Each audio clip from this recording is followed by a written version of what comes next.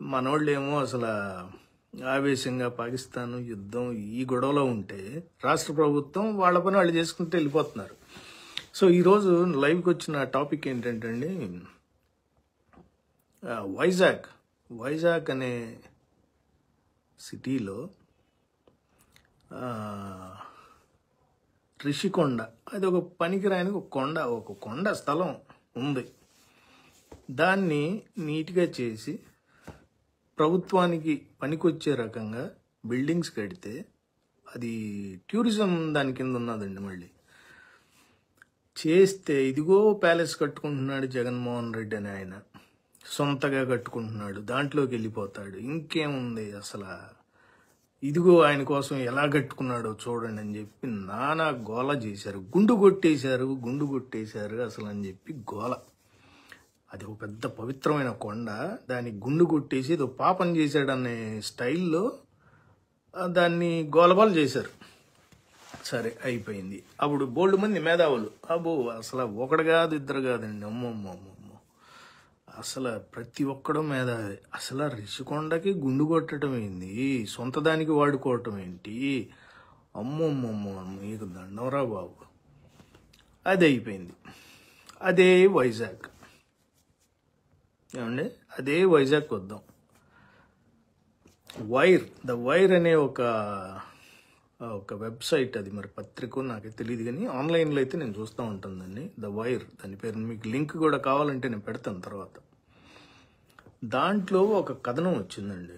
ఎప్పుడంటే అది వచ్చింది కూడా 22 ఏప్రిల్, ఓకే, 4 రోజుల క్రితం 22 అని వచ్చింది. ఏమని దాని హెడ్డింగ్ చెప్తానండి, ఇంగ్లీష్లో ఉంది. No office, no track record, how a 2-month-old firm landed a multi-crore deal with Andhra Pradesh government. ఇది వాళ్ళ హెడ్డింగ్ పెట్టింది.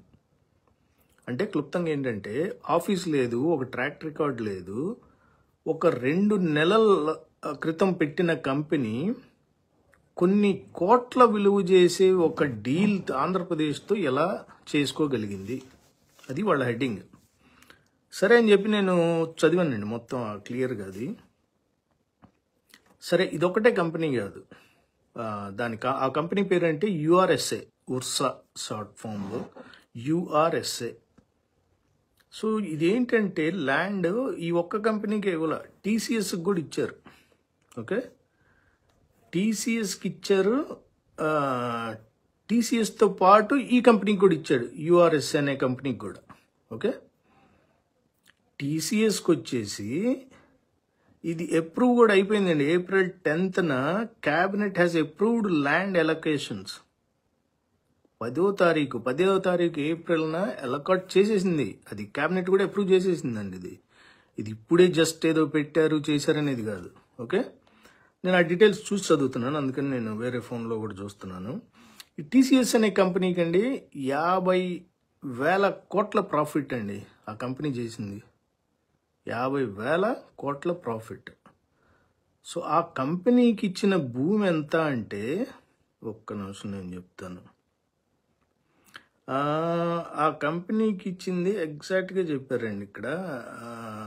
ఎంత భూమి అనేది, ఎంత అలొకేట్ చేశారు అనేది, ఒక్క నిమిషం అండి నేను చెప్తున్నాను.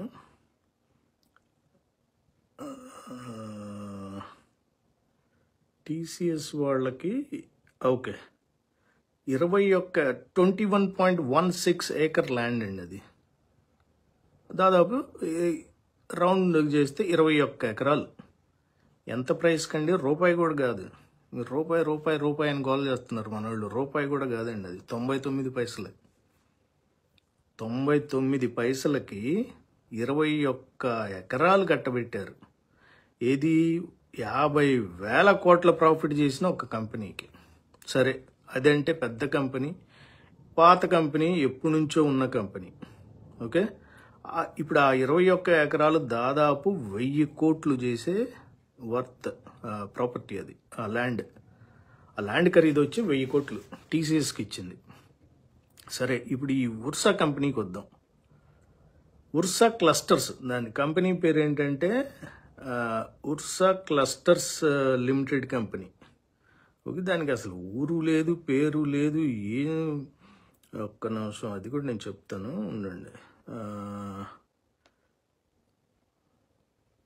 Okay, Ursa clusters private limited, headquarters in Hyderabad అండి. Established in February 12, 2025. ఓకే, దీనికి ముందు వీళ్ళు ఏం చేశారంటే, మన కూటమి ప్రభుత్వం రాగానే యుఎస్లో రిజిస్టర్ చేశారు ఒక కంపెనీ. ఎప్పుడు? 27th September 2024లో ఇండియన్ సబ్సిడరీగా. ఓకే, హెడ్ ఆఫీస్ వచ్చేసి హైదరాబాద్లో, యుఎస్లోదేమో ఇండియన్ సబ్సిడరీ కంపెనీ అని ఓపెన్ చేశారు. సరే, ఈ రిజిస్టర్డ్ అడ్రస్ ఎక్కడ అంటే private company, flat number 705 Ekta basil heights, Kothaguda, Hyderabad, Telangana. అది కూడా ఒక రెసిడెన్షియల్ ఫ్లాట్లు. సో అది పోతే యుఎస్లో ఎక్కడ రిజిస్టర్ అయ్యిందంటే అది కూడా ఒక రెసిడెన్షియల్ అడ్రస్లోనే రిజిస్టర్ చేసి ఉంది. మరి వీళ్ళకి ఏ లెక్కన వీళ్ళకి ఇచ్చిన భూమి ఏంటి ఎంత అంటే అది కూడా చెప్తానండి, ఒక్క నిమిషం. Okay, Ursa clusters LLC registered in the US and Ursa cluster private limited registered in India have pledged investments worth approximately 10,000 crores అంటండి. నిండా అసలు పేరెంట్ కంపెనీ పెట్టి సంవత్సరం అవ్వాల, ఇండియాలో పెట్టి యుఎస్ఏలో పెట్టి సంవత్సరం అవ్వలేదు, ఇంకా ఇక్కడ హైదరాబాద్లో పెట్టాము 2 నెలలు. వీళ్ళు ఏమని చెప్పారంటే 10,000 కోట్ల ఇన్వెస్ట్మెంట్ మేము ఇన్వెస్ట్ చేస్తామని చెప్పారంట. ఏమండి? Ursa Clusters Private Limited agreement with the Andhra Pradesh government for a 5,728 crore project in Visakhapatnam, with the government allocating ఇనండి జాగ్రత్తగా 5,728 crores ప్రాజెక్టు విశాఖపట్నంలో మేము ఇన్వెస్ట్ చేస్తామని చెప్తే ఆంధ్రప్రదేశ్ ప్రభుత్వం వారు 59 ఎకరాలండి, 1 కాదు 2 కాదు, టీసీఎస్కి ఇచ్చింది 21 ఎకరమే. అదేంటంటే బూచి, ఊరికే వాళ్ళని అడ్డం పెట్టి ఆ ముసుగులో ఈ ఉల్ఫా కంపెనీ, ఉల్ఫా అంటే పనికిరాని అసలు లేని కంపెనీ అని, దానికి 59 ఎకరాలు ఎలకట్ చేయటం జరిగింది. దీని విలువ ఎంత అంటే 1000 కోట్లు, 1000 కోట్ల అక్షరాల. ఎన్ని జాబ్స్ క్రియేట్ చేస్తామని చెప్పారండి వీళ్ళు? 2,500 జాబ్స్ క్రియేట్ చేస్తామని మరి ఎంఓయూ రాసుకున్నారో ఏం రాసుకున్నారో మొత్తానికి. ఇది ఈ కొత్తగా పెట్టిన ఎస్టాబ్లిష్ అయిన కంపెనీ విత్ క్యాపిటల్ ఇన్వెస్ట్మెంట్ 10 లక్షలు అంటండి.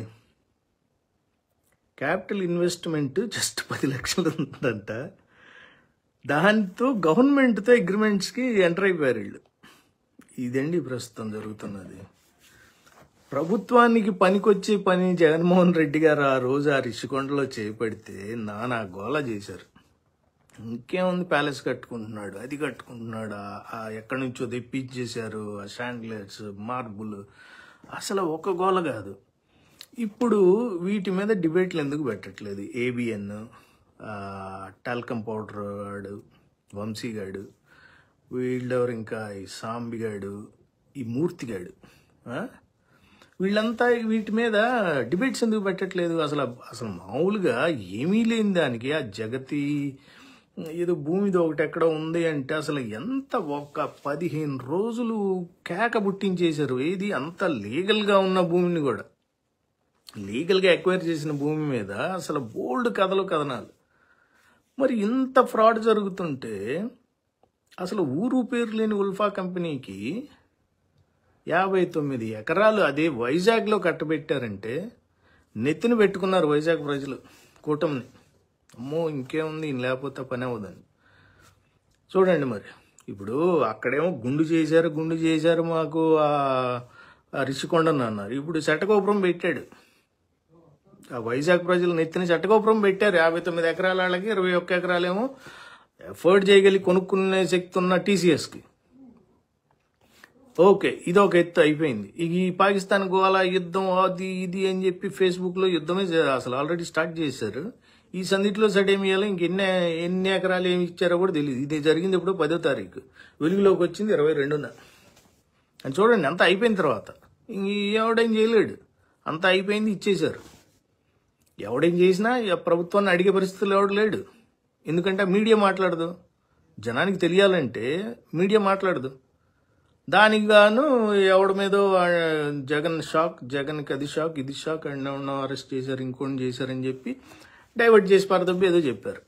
సరే, ఇప్పుడు ఇంకో ప్రశ్న నాది. అయ్యా పవన్ కళ్యాణ్ గారు, మీరు అసలు మరి ఆరోగ్యం కుదుటపడింది అనుకుంటున్నాను. మీకు 2 రోజులకు ఒకసారి ఎండలో తిరిగినా, చలిలో తిరిగినా, కొద్ది వాతావరణంలో మార్పు వచ్చినా మీకు మీ బాడీలో మార్పు వచ్చేస్తుంది. ఎందుకంటే అంత సుకుమారంగా, సున్నితంగా పెరిగారు. ప్రజల్లో ఒక్కొక్కసారి వచ్చేటప్పటికి మీకు అన్ని రుగ్మతులు బయటపడిపోతున్నాయి. సరే, మీరు బయటకు వచ్చారని అనుకుంటున్నాము. ఇప్పుడు వీటి గురించి మీరు ప్రశ్నిస్తారు అన్నది ఇప్పుడు అంటే తోడు దొంగల మాదిరి ఉన్నారా, లేకపోతే ఏంటి? మీరు ఎందుకు ప్రశ్నించట్లేదు? ఇప్పుడు టీడీపీ ప్రభుత్వం, మీరు కూడా భాగస్వాములు కదా దాంట్లో, కూటమి ప్రభుత్వం.